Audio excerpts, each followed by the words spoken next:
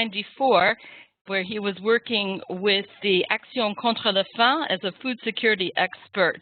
And since 1999, he has worked for the Emergency and Rehabilitation Division of the UN Food and Agriculture Organization. He's covered major humanitarian crises, including Kosovo, Afghanistan, South Sudan, Somalia, the West Bank, and Gaza Strip. And as mentioned before, my name is Loretta Heber-Girardet. I'm the chief of OCHA's work on intercluster coordination. That's in the program support branch in Geneva. So we're very pleased to have quite a few participants today.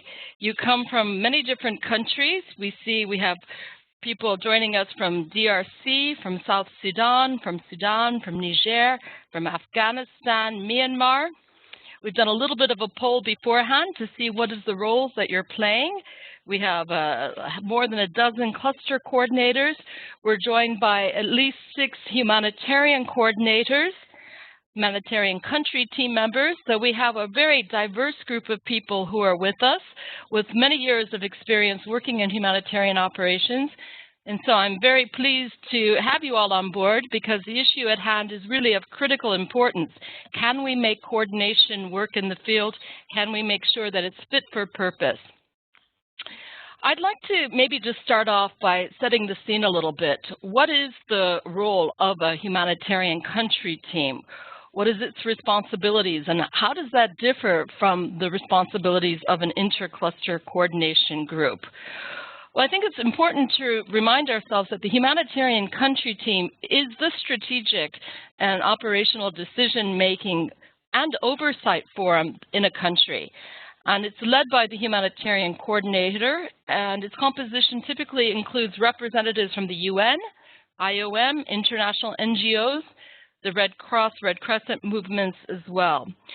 So it has an utmost role in making sure that the policy and the strategy of the country is well defined so that the intercluster coordination group can fulfill its role and its functions.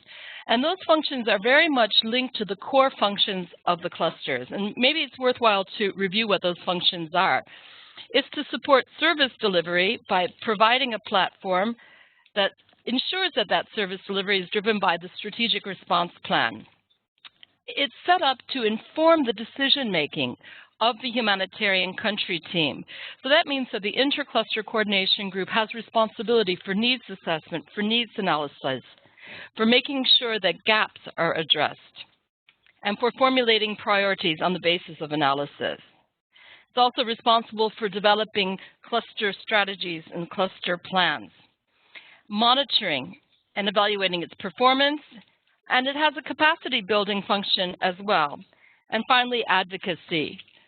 So in many ways, you could consider the intercluster coordination group the engine room of a humanitarian response, while the humanitarian country team has overall responsibility for setting the strategy.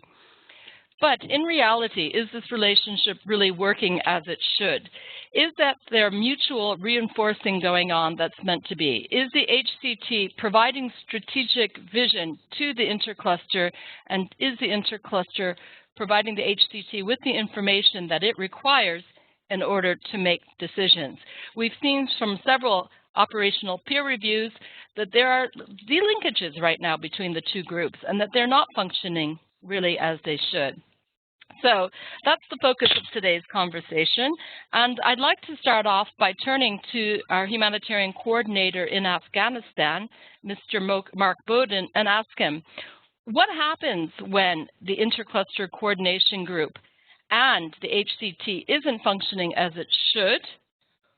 What impact does this lack of a cohesive relationship actually have on humanitarian response? So, Mark, over to you.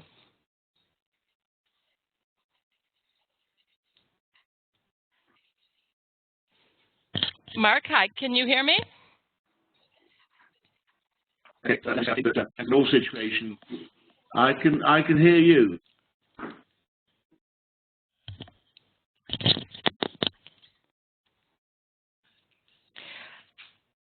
Mark, I'm having difficulty hearing you.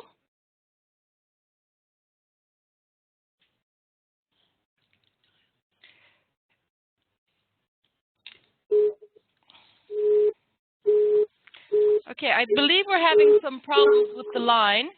Hello? Yes, hi. Okay, I can hear you now, Mark. Yes, so the question is, what is the impact when the intercluster coordination group and the HCT are not functioning as they should? Well, the impact, I think, is in terms of a lack of certainly a shared vision. It's very difficult to get a strategy operating in this environment. If you're trying to be strategic, if the clusters, say the HCT should be setting the policy and the strategy, if the clusters don't communicate effectively, you know, it's very difficult to move forward at all effectively. And I think one of the problems, again, with the cluster as well, is it limits the overall humanitarian accountability that you get with that between the agencies and the clusters. So can you give us some of the examples of how you're trying to address this in Afghanistan? How are you trying to improve the linkages between these two groups? Well, in Afghanistan, we've been going through a major reform of both the HCT and also the intercluster coordinating group. I think over a period of time, as sometimes happens with HCTs, the HCT has grown and grown and grown, and as a result of which it became basically an information sharing body.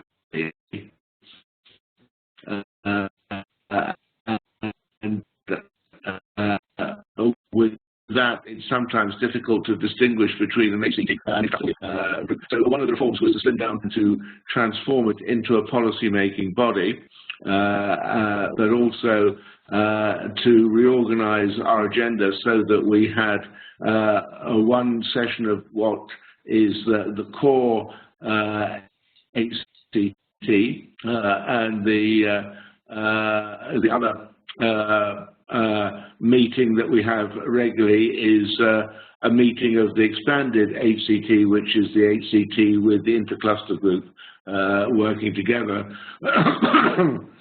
which focuses on essentially on providing greater accountability and reviewing the work of the cluster group and working together with the cluster group. So that's one part of it, which has been an overall reform of the humanitarian architecture. The second issue has actually been a review of the various clusters and also a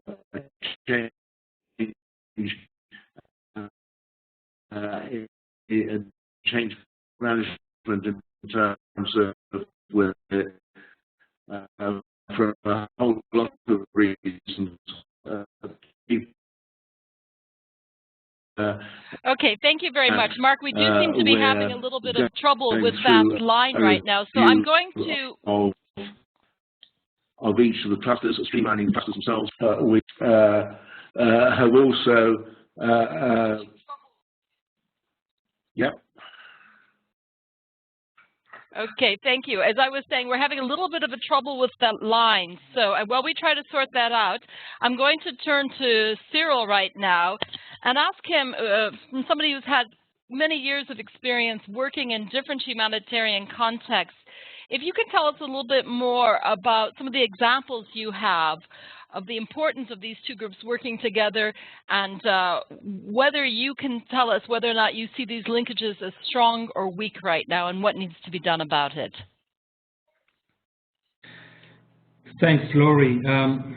Let me start by saying that unfortunately, and with only few exceptions, and Afghanistan is probably one of these, the linkage between the HCTs and the intercluster group is often weak and sometimes extremely weak. there are few indicators or few elements that I've been witnessing in the field that can demonstrate some of these weaknesses, and I will give you just a non-exhaustive list of them. But obviously, when you see in some countries that the agenda of the HCT meetings is very similar to the agenda of the ICC, you are wondering if the two are talking together and if really the strategic decisions are taken either at the ICC or at the HCT level, which is obviously problematic and creates confusion. The other case, which is completely the opposite, is when the HCT and the intercluster group are discussing very different topics, like speaking really in two different and parallel worlds, where they are never really meeting and where bridges are not really established, and you are really wondering if the HCT is really providing guidelines and these guidelines are being implemented by the intercluster group or vice versa. Similarly, we have been witnessing a number of countries, unfortunately, strategic decisions being taken at HCT level, which are not at all followed by any further discussion on the modality to implement some of these recommendations or decision at the intercluster group. That really demonstrates a significant disconnect between the two. By opposition, strong link are obviously the opposite of that, and are really coming when you really see that decisions that are taken at the HCT level are really leading to some action points which are implemented and where a feedback process is taking place. That's very much what Mark was saying. It's really about the accountability of the two groups to each other, which often does not exist. From a number of countries' experience and also the operational peer reviews or the Senior Transformative Agenda mission, the state mission, the one in Yemen, but also the OPR in South Sudan or in Central African Republic, there are a number of questions that were coming in that are very, very recurrent, and it is really about who should be chairing these different groups. I mean, and the intercluster group in particular. Should that be OCHA? Should that be the Humanitarian Coordinator? Should that be the Deputy Humanitarian Coordinator?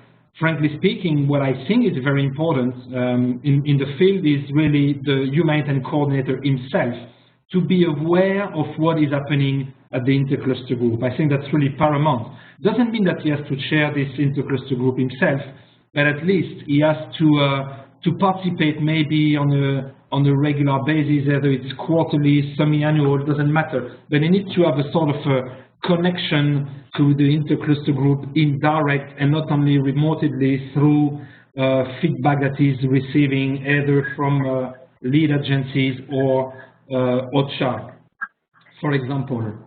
As for the importance of the HCT and the ICC to work together, well, that's very much what I was saying a bit earlier and what Mark also was mentioning, that the clusters and the intercluster group are really the operational arm of the HCT.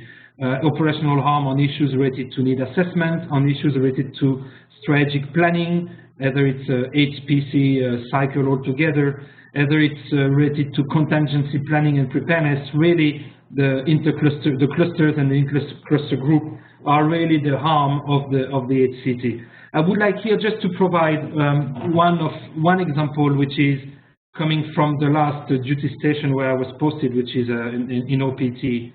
And the intercluster group was really helpful in framing the advocacy messages of the Humanitarian Coordinator because the link was really established. The HCT was not exclusive to the cluster coordinators as well.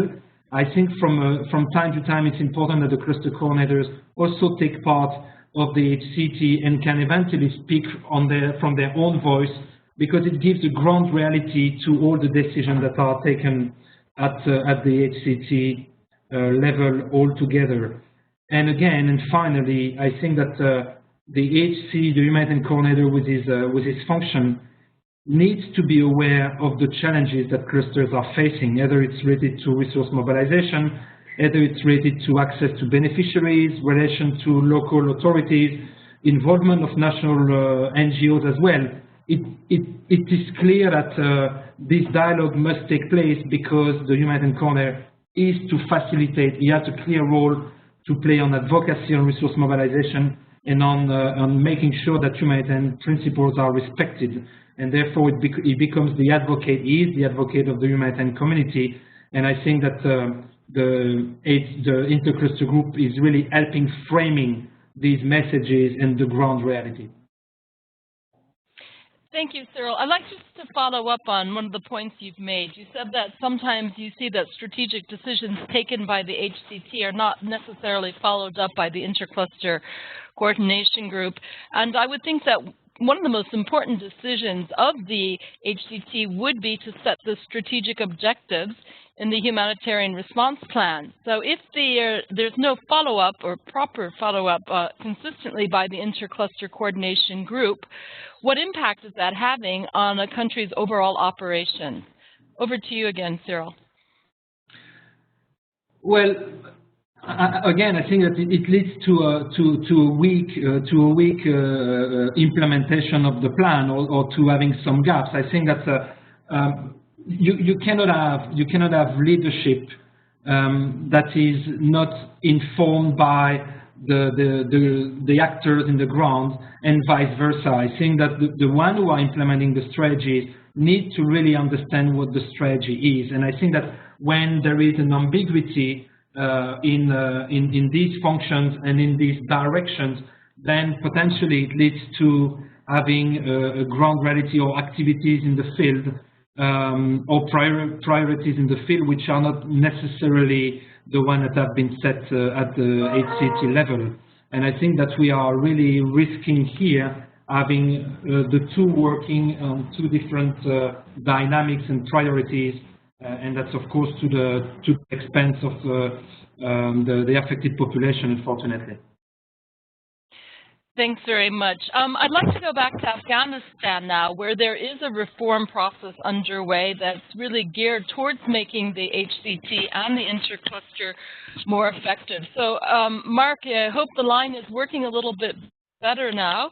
Could you take us through a little bit this reform process, maybe as an example for other countries to learn from or to be inspired from? What are the objectives, and how will you know when you've succeeded in making coordination fit for purpose in Afghanistan?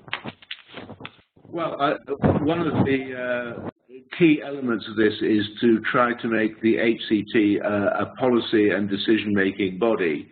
So that in order to do that, we try to get a proper representative structure. And working on the representation side is actually one of the more difficult issues. For example, in the old HCT, donors were very keen to attend, but not because they wanted to be part of the decision making, but because in a very insecure environment such as Afghanistan, they felt it was the only opportunity they had to get information and to get out of their embassies. So the first act of persuasion was to actually make the HCT a humanitarian body, and ask the donors to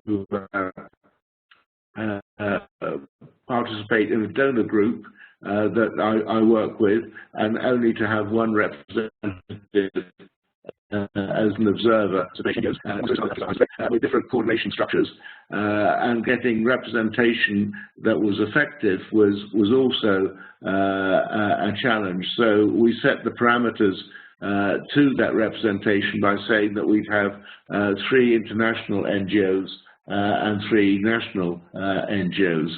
And then we also had to limit on the basis of creating an equal structure, the UN team as well to be 6. So we have 6 NGOs, 6 UN members, which means that we have to prioritize our agency funds and programs membership, but also provide for some rotation, and then work towards having two other observers who are the NGO consortium and the NGO coordination body and the ICRC. So then I think the other key element of reform, just on the HCT, is to actually make it have a policy agenda and not use it as an information sharing body. So that relies on us to actually to actually set a relevant agenda for the HCT. As I said, the second part of the review has been to work on the clusters, and we looked over time at merging some of the clusters, defining which were the necessary clusters. There's also been a debate in Afghanistan about getting the clusters, some of the clusters moving into government where they better belong, because they're taking more development and emergency activities. So part of this to address. Mark, we are unfortunately still having trouble with your line.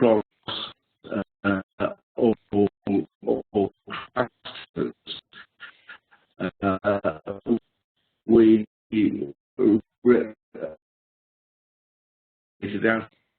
okay, Mark. I think we're gonna have to drop it there because the line keeps cutting in and out.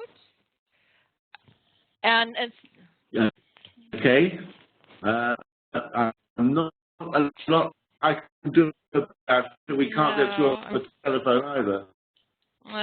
It's a pity. I'm really sorry, but the line just keeps dropping in and out, okay. And we hear you perfectly clear for quite a long stretch of time, and then nothing. So maybe, thank you for that. I mean, I understood you were describing why you've gone through this transformation and how you're hoping that this will improve the overall coordination, make the HCT more policy focused, and ensure better accountability of the intercluster group to the HCT. Maybe I would like to move now to William Shamali and talk about the NGO perspective, or at least his NGO's perspective as an operational agency, and the impact that the linkages or lack of linkages from the HCT and the intercluster coordination group has on the operational agencies. So, William, over to you, please.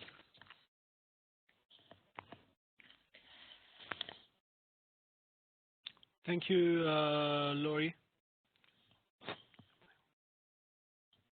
Well, I guess the first question to ask ourselves is it's quite interesting to look at two bodies that are to a large extent not trusted in many operations, except several exceptions.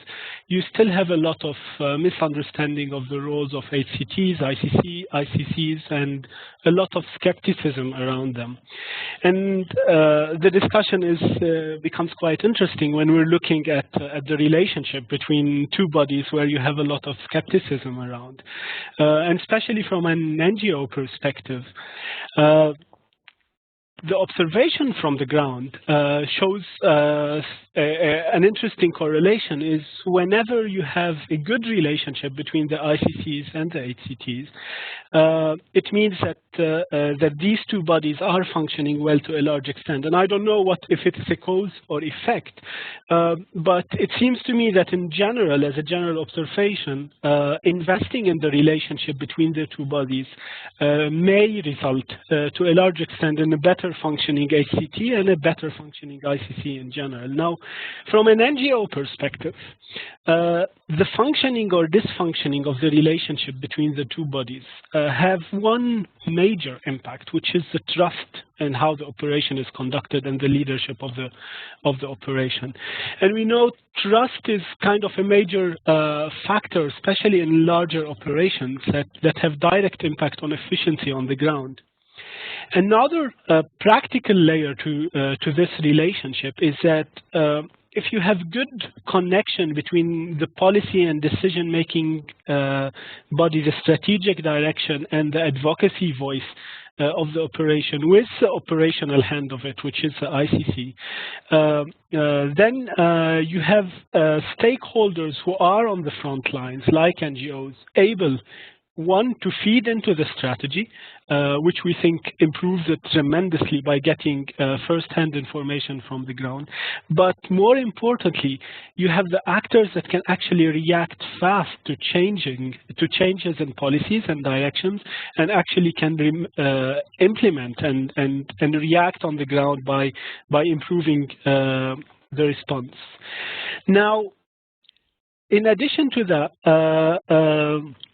the bottom line becomes the capacity of delivery at the delivery point, and it's a bit of a stretch to say that a better relationship between the ICC and the HCT provides direct impact at the delivery point.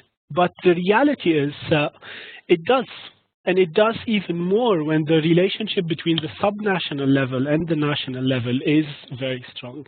So that makes me reframe the question. Is it only the relationship between the ICC and the HCT that is important, or we have to add to it a third layer, which is the subnational level, that actually can impact the delivery on the ground? Now, with all of these, there are many examples where we have seen in operations as an NGO, the relationship between the ICC and the HCT works well. And I'll give a couple of examples of what we think makes it work well. In one situation, we've seen humanitarian coordinators, as mentioned by Cyril, participate in ICC meetings. Now, there is a flip side to that coin. Is in several occasions when the first encounter happened between the HCT and the ICC group, the disconnect between the operational side of the operation and the HCT was revealed to be so big that it really increased the size of the challenge by revealing how big is the gap and how disconnected are the two bodies.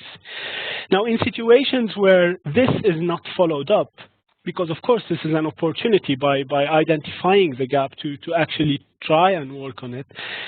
When this is not followed up, then the problem is becoming bigger. But in several situations, we've seen this as a first step of acknowledging this gap and actually moving towards a situation where the gap is filled in practical ways. And I think we see today a trend of having, in large operations, deputy humanitarian coordinators. We think this is a great opportunity. We've seen that in South Sudan, we've seen that in Iraq, to have stronger involvement by HCT senior people, by a deputy humanitarian coordinator in ICC fora to take this to a better level. On another hand, we have seen cluster coordinators periodically or repetitively participating in HCT meetings. And this is very important to have this operational voice. And of course, the theory is you always have the ICC represented in the HCT through an OCHA person. We think this is important and this is great to have it seriously done. But what is complementary to this situation is to have actual cluster coordinators sit physically in HCTs and give real data-based and reality-based feedback to this body to kind of help inform the decision makers to go in the direction where the operation is going. I would like to reiterate on the fact that the relationship between the ICC and the HCT is not only a formal one. We tend to, as I've done in the first part of my answer, to focus on, yes, we need the HC to sit in this body and we need cluster coordinators to go there, but the actual relationship could happen and should happen outside the actual meeting room or the 1 hour every month where this takes place. I think it's a big role for the humanitarian coordinator to seek direct informal feedback from cluster coordinators on weekly or bi-weekly basis as frequently as possible to keep the relationship going, and that feeds into higher trust. And last but not least, I think the sequencing between the two bodies is very important. And this boils down to simple things like Mr. Bowden was saying, and Cyril was saying, having an agenda that is synchronized between the ICC and the HCT is something very important. But the timing of the meetings, having the ICC meet well ahead of time to feed the results of the minutes and the thinking to an HCT meeting that comes afterwards and can decide based on information brought to the ICC is something very important. And getting the minutes shared and creating part of the written minutes that kind of respond to specific questions from one body to another is something very important. I'll stop here, Laurie. Thanks very much, William. But before moving on, I would like to pause for a second at a point you made regarding the relationship between coordination at a national and subnational level. Because I do, from my own experience, see that this is often where there needs also to be better linkages. So I would ask William, what is your perspective? What is the best coordination model there? We've seen some countries move away from having intercluster at the field level and having more area HCTs. Do you have any views on what is the best way to make that linkage and that relationship also as performant as possible? Yes, of course. This is kind of where it really boils down to make something efficient or not, and it is to a large extent about resources and capacities. I mean, we face a reality on the ground where there is so much high turnover of staff at the subnational level as well as the national level. You have senior people at the subnational level who are working on 2 or 3 TORs and would want to prioritize going to coordination meetings if they're not sure it will be something useful will come out of them. The move towards having an area humanitarian coordination like we have in Yemen is something we appreciate. It can work in some situations. We've been pushing for it for years in Somalia. It didn't happen. It has political complications to it. But I think I would like to boil it down to resources and appeal to organizations to push their senior staff to prioritize this, but also to donor community to understand the need for resources at this level, because otherwise, as well as the HCT could be at the capital level or the ICC could be functioning well, if we don't have harmonized and really agile and sharp subnational level coordination, the difference is very little at the delivery point.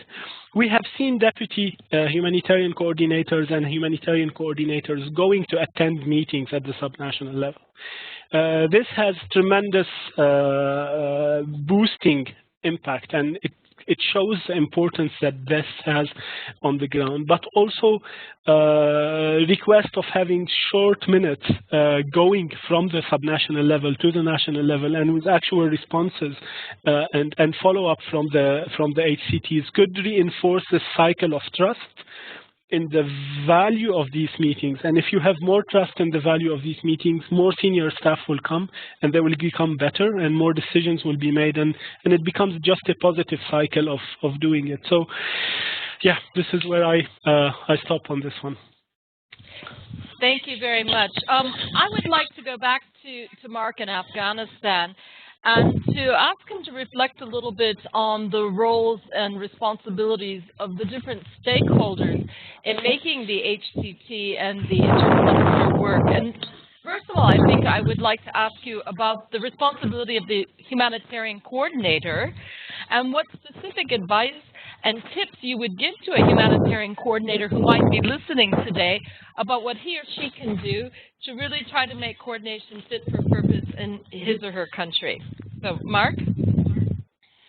Well, I think that one of the key responsibilities of the humanitarian coordinator in terms of the overall structure is actually to make the structure accountable and legitimate as a structure. So that means that it's not a matter of the HC taking all the decisions, but actually having a structure that is capable of making decisions quickly and effectively and at the right level. I mean, we were just talking, I was talking with Kathy Howard, who's with me here, during the last session, also about the role that the humanitarian coordinator has with the cluster leads. Now, in my previous job in Somalia, I mean, there was an issue as to how far the cluster leads should be accountable to the humanitarian coordinator and how much they should be accountable to the heads of agency who had the cluster portfolio. And I think that's actually quite a difficult issue to address. My view is that it's one of these things where there should at least be a dotted line to the humanitarian coordinator, but the direct line management responsibility lies within the agency.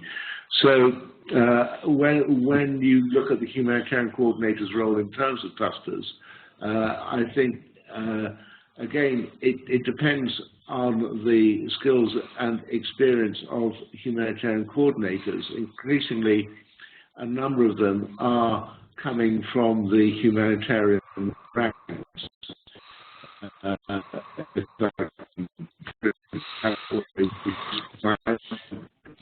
NGO background. But clusters have some sense of the quality control function of the clusters. You do need to have a humanitarian coordinator with some experience of different types of emergency and what constitutes effective and quality work and what doesn't.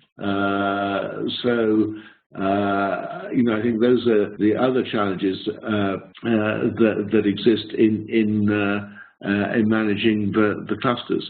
The other responsibility, which I just touch on very briefly, is actually getting, I mean, the most difficult area is where the clusters are involved in advising on the use of monies such as the CHF. And the tendency in all clusters, I'll be quite specific to this, is just to divide the money up. They actually find decision making on those issues quite difficult because of pressure within the cluster from the members of the cluster. And then there's a sort of inter-cluster sort of sense of division of we'll get this if you get that approach.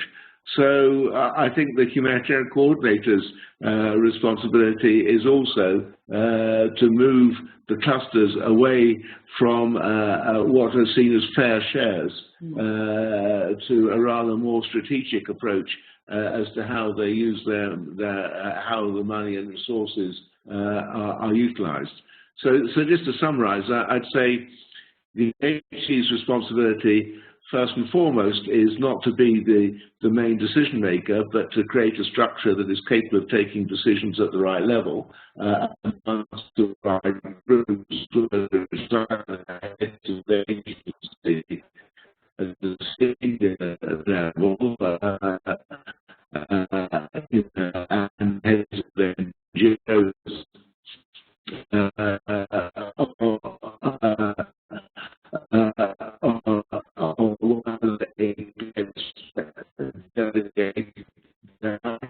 The right decisions are taken at the right level, but also to get the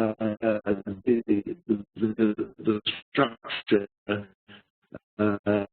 to work more towards working with the division of resources. I'll leave it at that. Hello? Thank you. Thank you very much, Mark, for that. We have a few questions coming in, and I would like to we have a few questions coming in now, and several of them are really probing the question of the role of the cluster lead agency in the HCT. This is something that the operational peer reviews and lessons learned have also shown, that the responsibility of the cluster lead agency to represent the views and the issues of the clusters at the HCT is not always functioning as it should. Sometimes it's felt that the cluster lead agency is representing the agency interest more so than the interest of the agency. So the question is, what can be done about the disconnect between the cluster coordinators and the lead agency representatives in the HCT? And it's a question I'd like to ask all of our panelists to answer just very briefly, maybe starting with Cyril. Cyril? Yes, Laurie. Yeah, I think definitely it's one of the key issue that we are facing is really the role of the cluster lead agencies and the way they really see their role and the way they really implement it. Because I mean, initially I think that they have to play this bridge. We were talking about OCHA is playing this bridge between the HCT and the ICC, but I really think that the cluster lead agencies have even a more significant role to play. One is that they have to understand, they have to make sure that they differentiate their contribution to the HCT between what they say as head of agencies and what they say as cluster's voice. When they speak on behalf of the cluster, they don't only represent anymore the exclusive opinion of their agency, but definitely the voice of the group that basically their agency is leading as a cluster lead agency. And to that effect, I think that they need to have a strong relationship with the cluster coordinator. I think William was mentioning that, and I fully agree. I think that this link is often too loose. Before going to the HCT, from my experience, it's very important that the head of agency receives a briefing from the cluster coordinators on the issues, on the problems, on the solutions as well, and the example of what works and what doesn't work. Because he cannot represent a cluster if he's not informed of what are the issues that are taking place there. So I think that he needs to receive a proper briefing before going to the HCT meetings. Likewise, the cluster lead agency or the country representative of the agency needs to make sure that it provides feedback as well to the cluster coordinators on what is happening from the HCT meeting. Very often, the feedback process from the HCT is exclusively taking place through OCHA, which is fine, but I think that the cluster lead agency, the head of agency, has to give a feedback to the cluster coordinators, and I think that these are privileged moments on the upstream and downstream relationship that are unfortunately not taking place sufficiently. William was mentioning also the potential of cluster coordinators being part of HCTs. I certainly support that. What Mark was saying on Afghanistan having a restricted HCT meeting to policy and a large group with cluster coordinators on operationalization of some of the aspects is paramount. And I think that it's not always favored by some humanitarian coordinators, but I think that the cluster lead agency has a role to play in promoting that relationship. And what I've seen also from some countries is the cluster lead agency encouraging the cluster coordinator or even the HCT to go to the field as a humanitarian country team on some thematic issues. And I think that trying to have the cluster lead agency encouraging the group to say, okay, let's go to the field together on the thematic of food security, on the thematic of health, I think it's quite helpful as well. It really forces, first it gives credibility to the cluster coordinator and the cluster system in general. It's a real strong motivation where attention is paid to them and to the work they are doing, and it helps again the humanitarian country team to think as one on these specific sectoral field visits. So the cluster lead agency has all these roles to play on really connecting the dots. Otherwise, the linkages to the best case scenario very often just limited to the minutes of some meeting, then to what OCHA would do as a bridge, or would say, or would report. But I think that the cluster lead agency has a more direct role to play altogether. Over to you. Thanks, Cyril. Before speaking with the other participants, maybe I'd just like to ask you, in your experience, do the cluster lead agency representatives always know what their responsibilities are to the clusters? And if not, what is it that can be done to help reinforce their understanding of their responsibility? Well, I think that they do understand their responsibility. I think it's what we are saying in the field is that the same story, the same situation for cluster coordinators themselves. I think that when the cluster is working well is when we have a dedicated cluster coordinator who is not double-hatted with his agency, when he really dedicates 100% of his time to the cluster and is detached from the operation of an organization. I think that it's not always difficult for a head of agency to implement that approach, but definitely I think most of the time they do understand that need for delineating their role as head of agencies from the one of a cluster representative. So I would say that in vast majority of the cases, it's a reality, and it's a marginal moment, marginal countries where it's not an absolute reality. What is happening in those cases, then headquarters of these agencies have also a role to play in making sure that their country directors fully do understand that responsibility.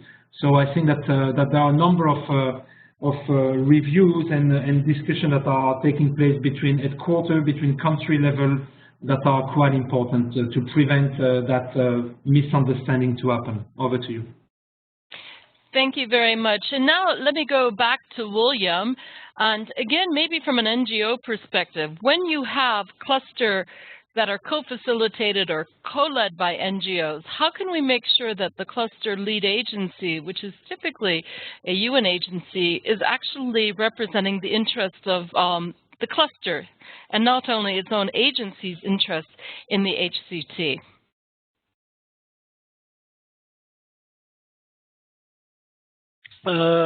Yes, I think Cyril's answer was quite comprehensive, and it covers a lot of the NGO points. So I won't repeat. I agree with it. I will just add two elements that I've seen interestingly important. One is the dynamics of feedback from the cluster lead agency, from the HCT engagement to the clusters in a meaningful way, not only information sharing, but kind of creating an extension of the discussion that starts at the HCT to the cluster and vice versa, and taking the time for this makes the engagement quite interesting and creates a positive dynamics and makes the trust of the cluster members and the cluster lead agency representing them at the HCT grow just by the extension of this dialogue. The second important point is the support that the cluster lead agency gets from its cluster members is also very important. Sometimes even if the cluster lead agency individual representative doesn't really understand or embrace their role of separating between the two hats, I think it's easy to nag and make the point that they're not doing their role. But if we treat them as such when we are cluster members, and keep doing a matraquage on that role, and feeding them information, expecting this information or a line of analysis to go to the HCTs, and then follow up informally with other HCT members and supporting these point of views, makes the cluster leads agency realize the benefits of separating between these two huts, and more embracing it. Thank you very much. I would now like to go to Mark with a question that has come from our audience, or from our participants. And this relates to how the Intercluster Coordination Group, but I suppose we could also say the HCT as well, how they should relate to government coordination systems. And what are we seeing as particular challenges there? And how are you addressing these in the context of Afghanistan? So, Mark? Okay, well, it is an important question, and one that I think is quite difficult in many different environments on this. The government here, in some ways, we're quite fortunate in that the recognition from actually the head of state down of the need for the independence and impartiality of humanitarian action is quite strong. But it works within certain confines. So where we're working in what I call contested areas, there's a strong recognition of the need for a respect for humanitarian principles, and the government would not be involved in the direction or management of aid.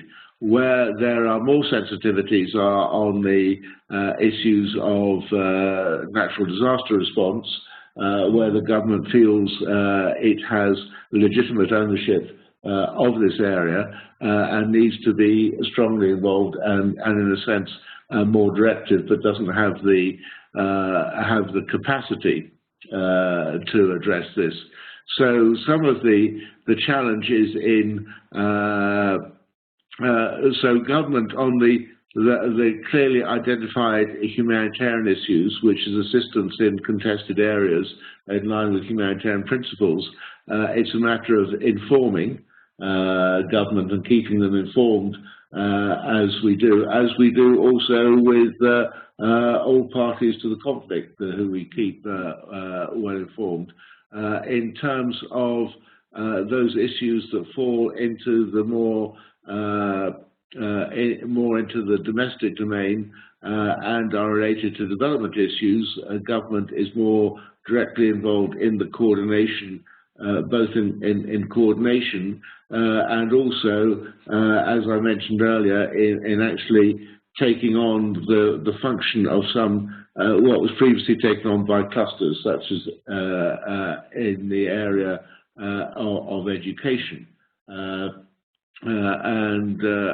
mean, I think that the other area that we've looked at on the cluster side, where there's a closer engagement with government, is both in WASH and potentially in shelter, where the government are in important players. I hope that helps to answer the question. Thank you very much. And maybe I'll ask the same question of Cyril, thinking of your experience working in the occupied Palestinian territories and other contexts. How is the Intercluster Coordination Group and the HCT functioning alongside the government? And do you have any tips, any recommendations for other listeners here who may be struggling with some of the same questions? So, Cyril? Well, from the experience in Palestine, I think that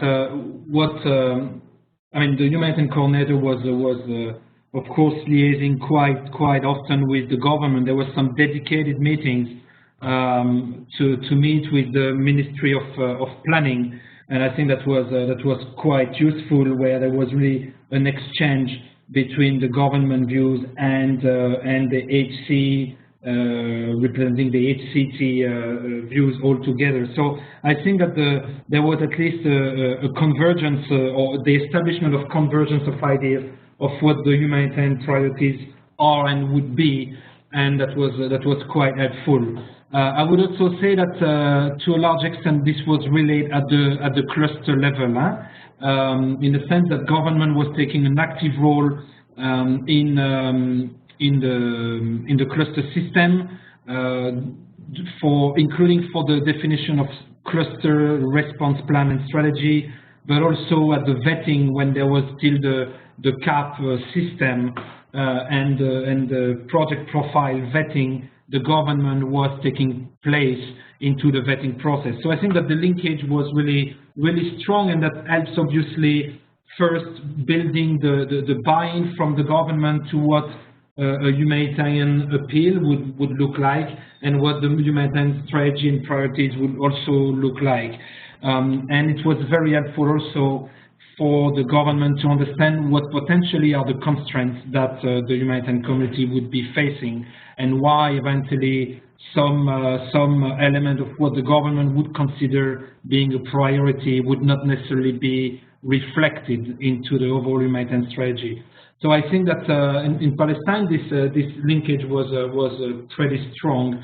On food security was not a cluster but a sector, and there was a steering committee for food security, whereby Ministry of Planning, Ministry of Agriculture, Ministry of Social Affairs were the three of them taking part of the strategic decision on the direction of the cluster, including on the duration that the sector should be operating, for example, which is also important when we consider the process of formal activation and formal deactivation, where I think that the dialogue with government is probably not strong enough. But in countries where it is in place, I think that this is working very well, and the conditionalities for deactivation are clearly established. Over to you.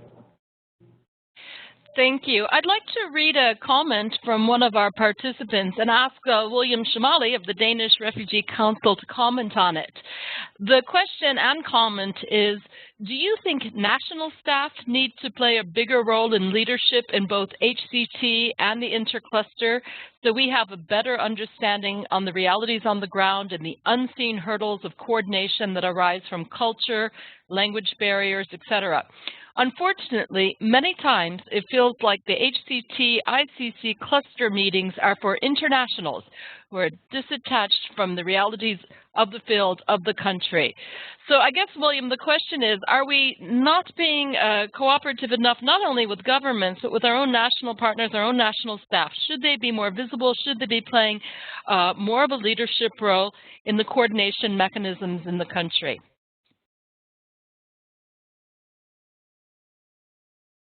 Thank you, Laurie, and thank you for the question, Hadi. This is a very important question. I was just 2 weeks ago in Budapest discussing some of the issues related to the World Humanitarian Summit, and probably this is the biggest topic: is how the role of national NGOs, national civil society, in this whole humanitarian response strategies and coordination. I take your point at two levels. One, yes, national staff do have a very important contribution to give to coordination. They can be agents of facilitation of understanding links between humanitarian classic actors, development actors, and government, but also putting things in a wider context. But this is not where I put the biggest importance. The biggest importance, I think, is for national NGOs and their capacity of national NGOs, because I wouldn't want my answer to be seen that that we're creating a competition between a national UN staff and an international UN staff. I've answered that there is an added value of having national staff, but I think the more important side of things is how do we get local civil society more involved in these coordination bodies. I can see the role very important at the subnational level. And bringing it to the national level depends on a couple of things. One is resources and capacities. Our do we have enough willingness to push for the resources of local actors to be built to an extent where they can actually dedicate staff to spend their time and focus on coordination at the national level. That's something where we have seen many good examples on, especially in natural disasters, but less and less so in conflict areas. And I'm putting black and white here, which is not totally accurate, but I think that would be more or less a reality on the ground. The second thing is to understand that if the purpose is actual delivery, better delivery on the ground, the participation of national actors who are mostly at the delivery point in national level fora could be very advantageous in terms of feeding into strategies, but in many situations could create the challenges in access for these organizations. So it's really contextual. I can think of a couple of examples where we would really benefit in having national NGOs, and I think what Mr. Bowden is doing in Afghanistan is quite interesting in this sense. But on the other hand, there are many very important players in delivery where their participation and national coordination can create challenges of access. So does that mean we have to ignore them? No, but we have to create another line or layer of feeding into their knowledge and expertise into the national process. Lori? Okay, excellent. Thank you very much. We have several questions coming in now. And one specifically I would like to ask to Mark in Afghanistan. The question is how to deal with the challenge of having the humanitarian coordinator double-hatted as the resident coordinator. Does this impact on your ability to push for humanitarian principles? Or what about an integrated mission setting where the HC is also the deputy SRSG? How can one overcome the perception of a conflict between humanitarian priorities and political or military ones? So that's the question I'd like to put to Mark from our audience or from our participants. Right. Well, I can't sort of say that there aren't conflicts there, but I think sometimes they're overstated. Having been in my one of my past jobs as RCHC, being very against integrated missions, I made the case that integration at the time was inappropriate in the context of hot conflict. So I think part of it is still to maintain the discussion about when integration or close integration works. It was designed by Brahimi originally as a post-conflict structure, not as a structure to be used in conflict. But it does also depend on the mission and not just on the RCHC. Here in the mission, we have an SRSG with a very strong civil society, human rights background who fully understands the need for separation, and there's never any pressure or any conflict, or rarely, I should say. It's always impossible to say never, but where the mission leadership actually understands the need for separation of roles and functions, it works quite well. Sadly, there are, in my experience, only a few SRSGs that understand the need for separation. So, I mean, my answer is not to lay it on the DSRSG, but actually to look at the issue of integration, and in a sense, this is an issue for Valerie Amos and others to address more systemically, as they did, I think, in the case of Somalia. So that's part of it. In terms of the RCHC issue, I think, again, it comes down more to the issue of experience amongst RCs and HCs. In theory, one should be looking for synergies between the two. I mean, for me, humanitarian action is not about keeping people in a state of humanitarian grace, if I can put it that way. It is about moving people, providing people with the support that is needed, or the political protection that is provided by international humanitarian law, to give them assistance when they need it, but actually to, develop longer-term and more sustainable development solutions. So there should be far more of a handover between the HC and the RC functions, and people should be looking for synergies, while respecting the need for humanitarian independence.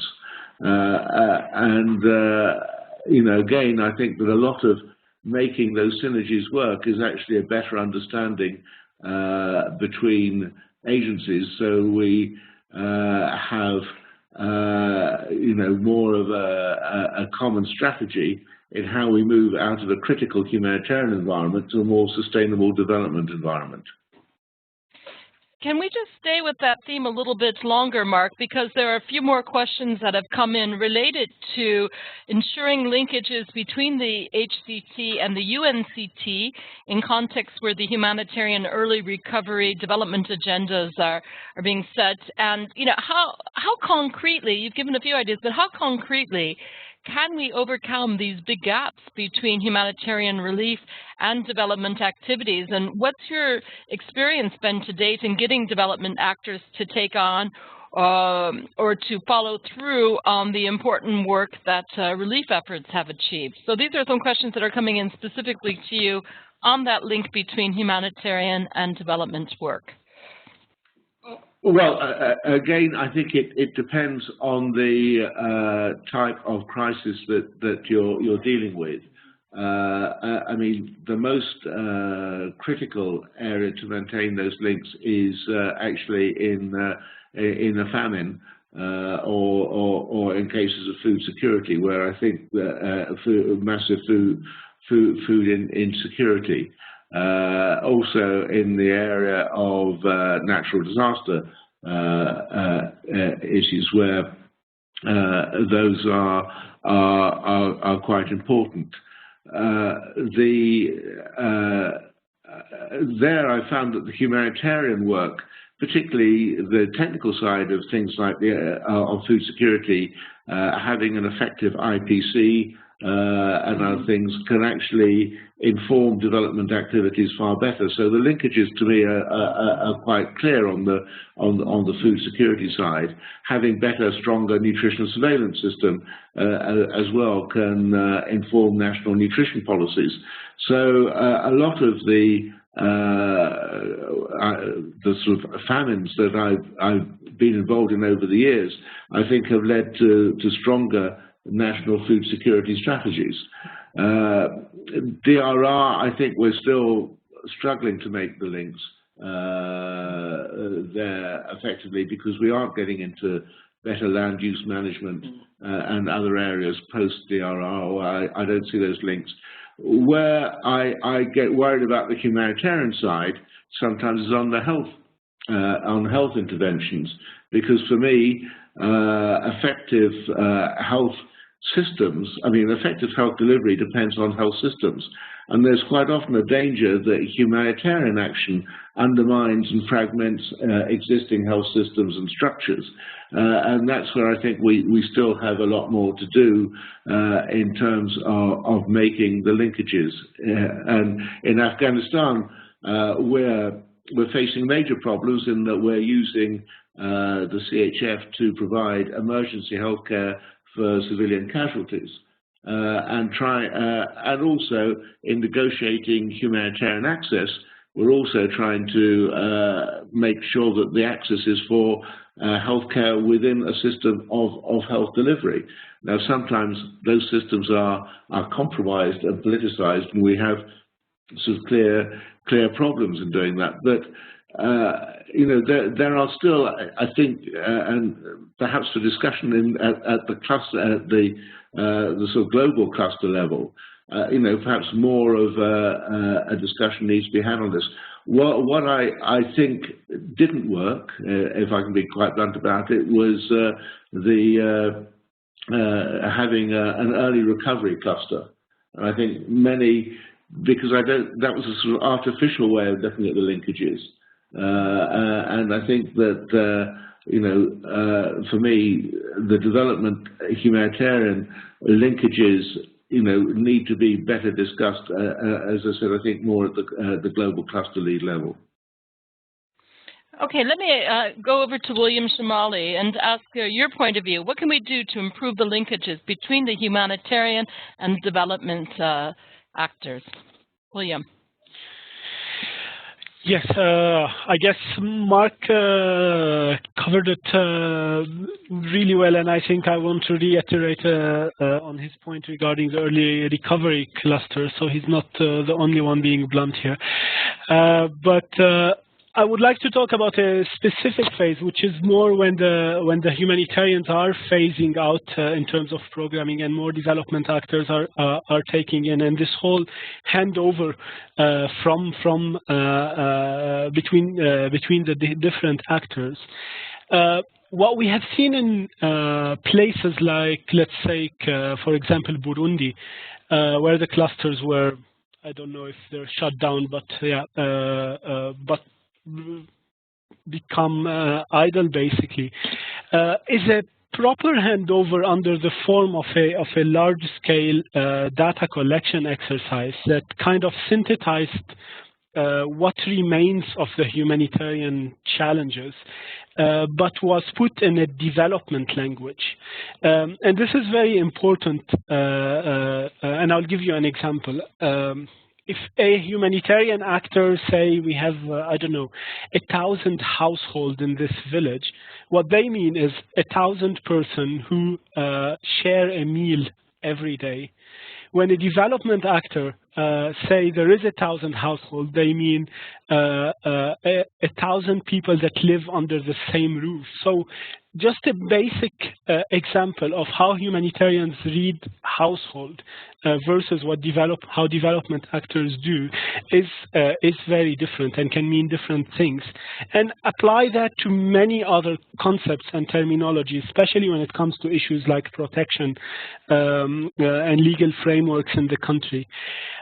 What we have seen so far is a lot of focus at the global level systematically to have better data processes that make actors work together at the beginning of a crisis.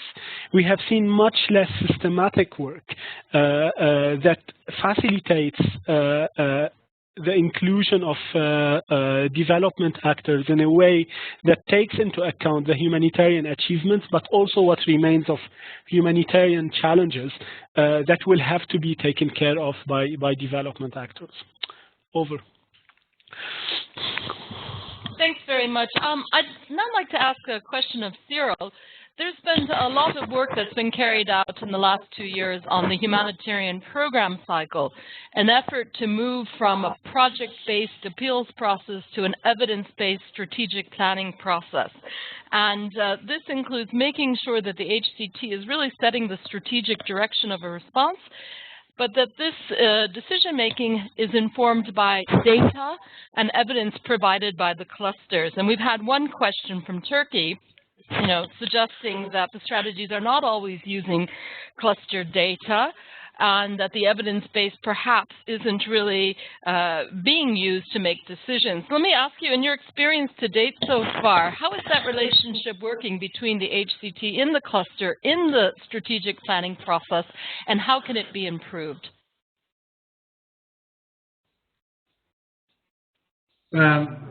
Well, if I look at food security in particular, I think that there is a tool, and Mark was mentioning it. He was mentioning the IPC, which is the Integrated Food Security Phase Classification. So I would say that in countries where there is such a tool, such a food security tool that is existing, the relationship between the programming and the evidence-based need analysis is pretty strong. In other countries where there is no such a tool, unfortunately, I think that it remains a little less straightforward linkage between the evidence and the response. Let's not forget as well that one of the significant actors in our working environment is also the donors, and we know very well that the donors are not necessarily extremely well equipped also for the transitional part from emergency to development, and a number of them are going to insist that a certain category of activities are included into the humanitarian appeal, because that's the way for them to finance an activity which doesn't necessarily need to be in that humanitarian appeal. So I think that there is a bit of a vicious cycle as well on what the evidence we are having and what eventually we are doing, because we have to accommodate a certain form of reality, including the one of funding altogether. So again, I would certainly think that one of the potential tools, but I think it's not necessarily working extremely well at the moment, is the vulnerability index. I think that in some countries we have seen this kind of multi-sectoral indexation of vulnerability, which is potentially of interest. Unfortunately, I think it's not properly implemented for the time being, because the clusters and the lead agencies are not necessarily systematically involved in the process of it. And I've seen some countries where they are and others where they are not. So if you remember 10 years ago, there was this idea of an IPC-like or humanitarian IPC, which would not be limited to food security, but to the broader range of humanitarian indicators that would cover health, nutrition, and all the other clusters. I think that that's something that is missing for the time being, and that is unfortunately not fully covered or addressed because of the process system, not fully addressed by the vulnerability index mapping that we are witnessing in some countries. So my recommendation here would be obviously to start looking at it and making sure that the different indicators and the weighting of the indicators within a cluster and the weighting between clusters is something that is taking place. And I think that unless we are able to do it, we will still be having a sort of I'd say, possible questioning about whether or not we are addressing the real priorities and setting the right priorities for humanitarian intervention. Over to you. Thanks very much. And maybe I'd go back to Mark now, because Afghanistan is one of the countries that has been using a vulnerability index. What recommendations, what suggestions can you make to participants in the webinar today to ensure that there's strategic planning and that the information coming from the intercluster to the HCT is really grounded in the best data and evidence that's available in the country? And how much is this lack of evidence a problem for you, including in the mobilization of resources, which are shrinking everywhere? Mark? Well, the problems in Afghanistan are quite serious. I mean, I think we have developed an HRP. I keep on getting my language wrong on this, but in any case, I think we've developed an HRP that is very much data-based and evidentially based. The problems in Afghanistan are that there is a massive data deficit here in terms of information that is available, far more than I'd realized, and is the case, I think, in many other countries. So it does require a lot of work, and both by agencies, NGOs and others, in terms of data collection. And actually we try to use the CHF, for example, at least in small part, to fund data collection and management, to see that as an essential part of humanitarian activities. So that's one bit of advice I can give. I think that the clusters themselves can contribute by focusing as much on their normative standard setting role, particularly in areas like nutrition and other areas, by getting agreed protocols and focusing a bit more on the data management issues. And I think that OCHA plays a very important function on this. I think part of the reason why the HRP is so good here is because of the work done by OCHA in developing an appropriate methodology that actually utilized what data we had effectively on this. Thank you very much for that. Before we ask each of our panelists to wrap up with a few words of advice for our participants, I would like to answer a question that's come in which regards the role that OCHA can play when cluster lead capacity is not up to the level or is affecting the response. And indeed, what we have been seeing through some of the field missions is that there is sometimes the need to support, especially new cluster coordinators in the field, to get up to speed. What we can do from OCHA's side is also alert the global clusters when there is a situation on the ground. But there are some other references and tools that you can refer to.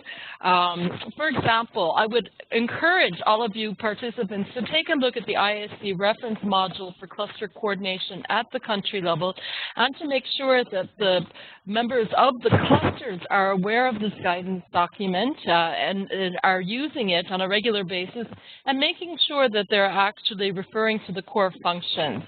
The other important element, and Afghanistan is a case in point, is the real utility of undertaking an annual coordination architecture review. This was stipulated as part of the transformative agenda, but we have not yet seen all countries systematically take a look at whether or not their coordination architecture is fit for purpose, whether or not the clusters that are activated, whether at the national level or at the subnational level, are really where they're supposed to be, led in an appropriate way, and doing what they're supposed to be doing. So this annual coordination architecture review is really a chance for the HCT to come together and to make some decisions on putting the right coordination structure into place. And just remind participants that what we're hearing a little bit through the consultations in the World Humanitarian Summit is a sense that coordination is too heavy, that it's become too bureaucratic, that it's become too formulaic, and that coordination is meant to be fit for purpose, and that therefore there is a requirement to constantly, or at least once a year, review how is coordination working. A few other tools that you may be not aware of, and I would encourage you, is the cluster coordination monitoring tool, which is an opportunity for clusters to really look at how they're functioning. I would encourage you to ensure that this is done not just cluster by cluster, but if it can be done together, jointly. It gives a good overview to the HCT of where there's need for more support for the cluster's functioning. And also, I'd like to remind our participants that the Global Cluster Coordination Group is a resource for clusters in the field, and this is a body that's convened by OCHA that looks at how the clusters are functioning in the field and has been undertaking missions to the field. Most recently, we've had a team in Turkey, which is helping the Intercluster Coordination Group look at its functioning, look at how it's working with the HCT, and to propose some action plans if required to make sure that the linkages are there. So that's one of the purposes of the Global Cluster Coordination Group, and we would encourage you to call upon us if you would like support in the field. So we just have a few minutes left. I'd like to just ask our panelists to sum up, maybe in a word or two, what advice they could give to the field to make sure that the linkages between the HCT and the intercluster coordination works better. So 30 seconds each, starting with William Shamali.